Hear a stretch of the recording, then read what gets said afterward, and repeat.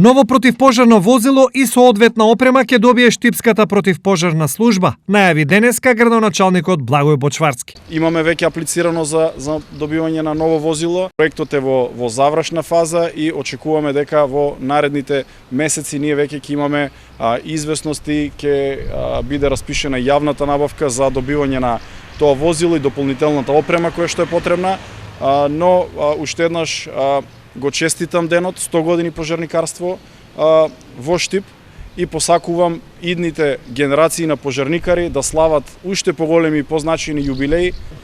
Законот за пожарникарство 20 мај е прогласен за ден на пожарникарството во Македонија и нашата територијална противпожарна единица еве го слави овој ден.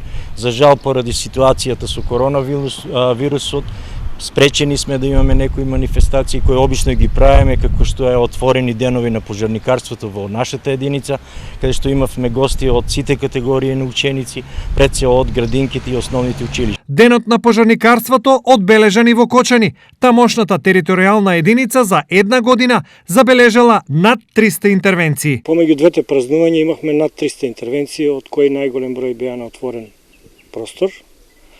Оваа година поради ворената состојба бевме вклучено директно во справување со кризата, како со дезинфекција на производствените капацитети и колективните домувања. По повод денот на пожарникарството, територијалната противпожарна единица Делчево го избра најдобриот пожарникар за изминатата година.